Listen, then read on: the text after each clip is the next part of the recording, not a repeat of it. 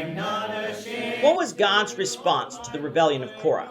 This is the question that we seek to answer today as we continue our verse-by-verse study of the book of Numbers on Walking Through the Bible.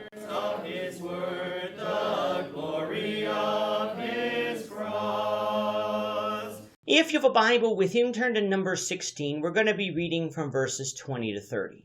If you don't have a Bible, don't worry. Just follow along with us on the screen. The version that we'll be reading from is the New King James Version. So, Numbers chapter 16, beginning at verse 20. And the Lord spoke to Moses and Aaron, saying, Separate yourselves from among this congregation, that I may consume them in a moment. Then they fell on their faces and said, O God, the God of the spirits of all flesh, shall one man sin, and you be angry with all the congregation? So the Lord spoke to Moses, saying, Speak to the congregation, saying, Get away from the tents of Korah and Dathan and Abiram. Then Moses rose and went to Dathan and Abiram, and the elders of Israel followed him. And he spoke to the congregation, saying, Depart now from the tents of these wicked men. Touch nothing of theirs, lest you be consumed in all their sins. So they got away from around the tents of Korah, Dathan, and Abiram. And Dathan and Abiram came out and stood at the door of their tents with their wives, their sons, and their little children.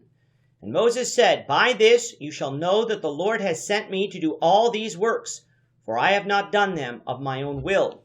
If these men die naturally like all men, or if they are visited by the common fate of all men, then the Lord has not sent me. But if the Lord creates a new thing, and the earth opens its mouth and swallows them up with all that belongs to them, and they go down alive into the pit, then you will understand that these men have rejected the Lord. What we're dealing with in this chapter thus far is the rebellion of Korah. Korah, along with some other men, are angry with Moses.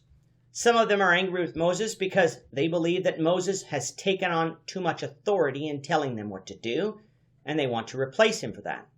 Others are angry with Moses for their predicament in the wilderness, in that they won't get to take the promised land, but will be forced to die in the wilderness. Both groups' claims are unfounded. First of all, God made Moses leader. He did not make himself leader.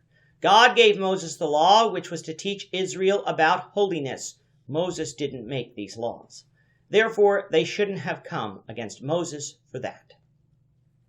Moreover, Moses was not to blame for them being forced to wander in the wilderness.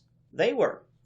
They had all believed the bad report and were warned of the consequences, but they rebelled anyway, and this was their punishment by God. In this case, the only people they had to be angry with was themselves. So Moses told Korah and his rebels to come to the door of the tabernacle of meeting with their censers, and the Lord would deal with them. Beginning in verse 20, we have the Lord's response. He first told Moses and Aaron to separate themselves from among the congregation so that he may consume them all. It seems that Korah had started this rebellion, but others beyond Korah and his band of rebels had agreed, which is why the congregation gathered at the tabernacle. This is the third time that God had determined to destroy all of Israel for their egregious sins. But like before, Moses, with Aaron included this time, pleaded with the Lord not to. They said, Shall one man's sin cause him to be angry with all the congregation? Now in this, because the congregation gathered at the tabernacle, as I said earlier, it seems that many of them too joined in the rebellion. So if this is true, they deserve to be punished, as they did earlier on Mount Sinai when they worshipped the golden calf, and in Kadesh when they refused to take the promised land. What Moses is saying, though, is that Korah was the one who was truly at fault for fomenting this rebellion. He was the one who should bear the most blame. Others simply were following along.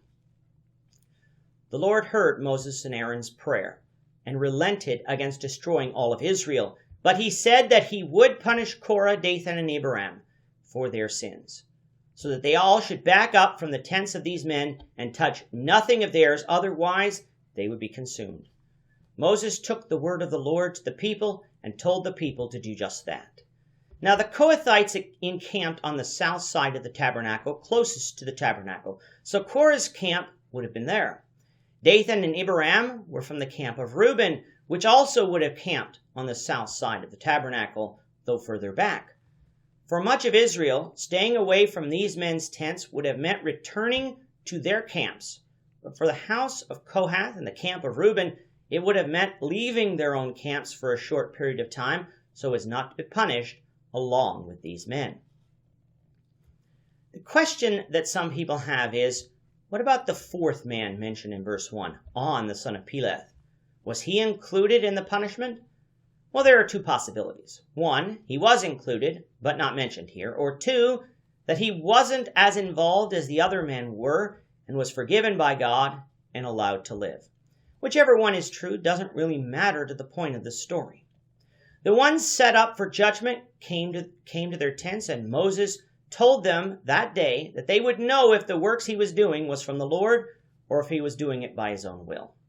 If these men die naturally, then the Lord has not sent Moses. However, if the Lord opens up the earth and it swallows them and all that belongs to them, then Israel would understand that these men have rejected the Lord and Moses was from God. What would happen?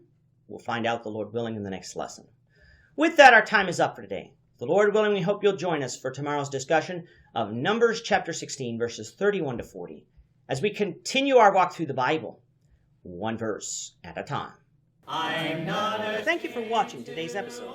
We hope that you found it edifying and ask that you not only subscribe to our channel and podcast, but that you like and share this episode among your friends so that the saving gospel of Jesus Christ can go out to the whole world.